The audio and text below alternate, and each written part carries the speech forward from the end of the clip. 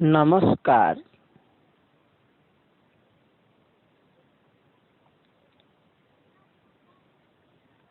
कक्षा 7वीं कक्षा हिंदी चंद्रशेखर सामंत।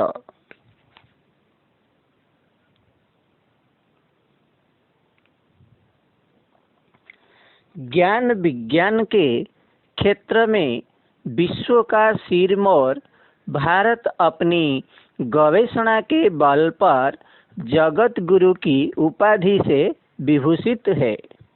सिरमौर मतलब सबसे बड़ा अर्थात सबुठो बड़ा। गवेषणा मतलब अन्वेषण।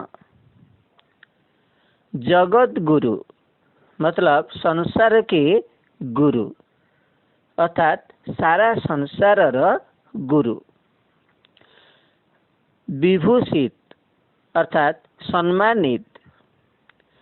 ज्ञान विज्ञान के क्षेत्र में विश्व का सबसे बड़ा भारत अपनी अन्वेषण के बल पर संसार के गुरु की उपाधि से सम्मानित है।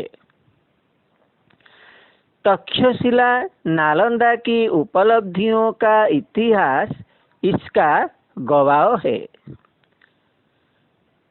गवाह मतलब साक्षी अर्थात तक्षशिला नालंदा की उपलब्धियों का इतिहास भारत की गवेषणा का गवाह है अर्थात साक्षी है। चंद्रगुप्त विक्रमादित्य के दरबार के नवरत्नों की गाथा फायान और हुएनसांग के विवरणों से जानी जा सकती है।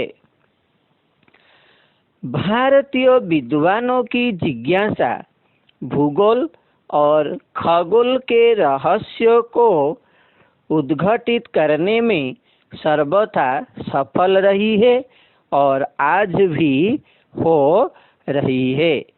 ऐसे ही जिज्ञासु चिंतकों में ओडिशा के निवासी चंद्रशेखर एक थे। जिज्ञासा मतलब जानने की इच्छा अर्थात जानिबार इच्छा। खगोल मतलब आकाश। उस समय ओडिशा की राजधानी कटक थी अर्थात से समय रे ओडिशा रा राजधानी कटक थिला अर्थात चंद्रशेखर समय रे। एक बार चंद्रशेखर जी कटक के कमिश्नर से मिलने गए।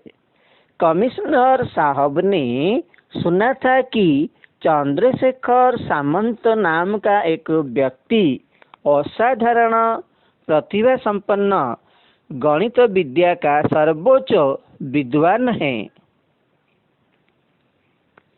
उन्होंने चंद्रशेखर का यथोचित सम्मान किया और जानकारी हेतु पूछा, क्या आप दूर से पहाड़ की ऊंचाई बता सकते हैं?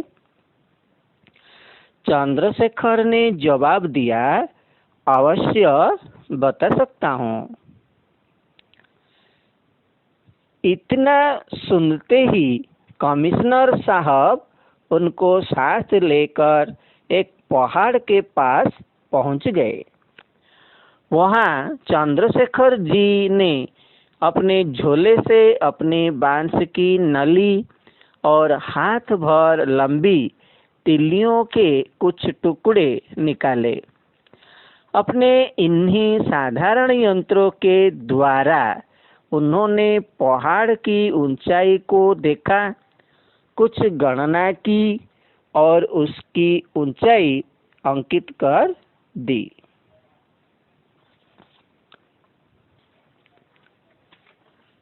कमिश्नर साहब ने जब सरकारी मानचित्र से मिलान किया तो चंद्रशेखर जी सही और खरे साबित हुए। खरे साबित हुए मतलब ठीक प्रमाणित हेले। चंद्रशेखर सामंत भारतीय ज्योतिष विद्या के अनन्य प्रतिभाशाली विद्वान थे। उनका जन्म पुरी जिले के खंडपड़ा नामक गांव में 1835 ई में हुआ था। उनके पिता संस्कृत के प्रकांड विद्वान थे। अपने पिता से ही उन्होंने संस्कृत व्याकरण, काव्य आदि की शिक्षा पाई थी। बचपन से ही चंद्रशेखर जी के मन में आकाश के टिमटिमाते ग्रह नक्षत्रों के बारे में जानकारी प्राप्त करने की बलवती ललक थी। ललक माने इच्छा। उन्हें केवल ओडिया और संस्कृत भाषा का ज्ञान था। उस समय ओडिया भाषा में छपी कोई ऐसी पुस्तक न थी जिससे चंद्रशेखर की जिज्ञासा पूरी होती।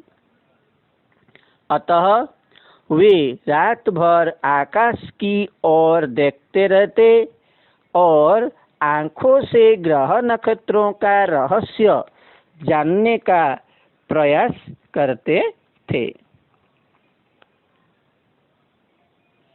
समयांतर में उन्होंने ताड़पत्रों पर संस्कृत भाषा में हस्तलिखित ज्योतिष के ग्रंथों का अध्ययन किया। ताड़पत्रों माने ताड़पत्र। इन ग्रंथों में लिखी गई बातों की परीक्षा करने के लिए उन्होंने लकड़ी के कुछ यंत्रों का निर्माण किया और उन्हीं यंत्रों के द्वारा ग्रह नक्षत्रों के उदय अस्त की गति का निरीक्षण किया। चंद्रशेखर सामंत बड़े ही परिश्रमी और लगनशील व्यक्ति थे। लगनशील माने ध्यानशील। अपनी जिज्ञासा पूरी करने के लिए वे रात रात भर जागते, चिंतन मनन और अध्ययन करते रहते थे। इस क्रम में न जाने वे कितनी रात जागते रहते थे, इसका उन्हें पता ही नहीं चल पाता था। इस घोर परिश्रम का परिणाम यह हुआ कि उनकी देखने की शक्ति क्षीण हो गई थी। किंतु गंभीर चिंतन द्वारा वे ग्रह नक्षत्रों के विषय में जानकारी प्राप्त करने में सफल हुए। अपने अनुसंधान कार्यों को उन्होंने संस्कृत भाषा में लिपिबद्ध कर जिस पुस्तक की रचना की वह सिद्धांत दर्पण के नाम से प्रसिद्ध है। इस पुस्तक में उन्होंने चंद्रमा के विषय में अनेक तथ्यों को उद्घाटित किया है। इसमें बिना किसी दूरदर्शक यंत्र की सहायता से सही गणना करने की प्रक्रिया बतलाई गई है, जिसकी प्रशंसा यूरोपीय विद्वानों ने भी की है। उनके पिता पंडित थे और जगन्नाथ जी के परम भक्त थे। पिता का प्रभाव पुत्र पर पड़ना स्वाभाविक था। अतः चंद्रशेखर जी भी एक जिज्ञासु भक्त बने। उनका जीवन अभावों से घिरे एक साधु के समान था। अपने जीवन की महान उपलब्धि सिद्धांत दर्पण को उन्होंने जगन्नाथ जी को ही समर्पित कर दिया। श्री जगन्नाथ भूमि पुरी में शरीरांत करने की उनकी उक्तट अभिलाषा थी। अतः 1904 में जगन्नाथपुरी में ही उनकी मृत्यु हुई। शरीरांत माने मृत्यु। आज विज्ञान के इस युग में ग्रह नक्षत्रों के रहस्य को जानने के लिए अनेक आश्चर्यजनक यंत्रों का आविष्कार हो चुका है। यहाँ तक कि स्वयं मनुष्य चंद्रलोक की यात्रा कर आया है, पर चंद्रशेखर सामंत ने बिना किसी यंत्र के सहारे जिन रहस्यों को उद्घाटित किया वह हमारी एक अमूल्य विभूति है। विभूति मतलब वैभव अर्थात ओडिया रे संपद। धन्यवाद।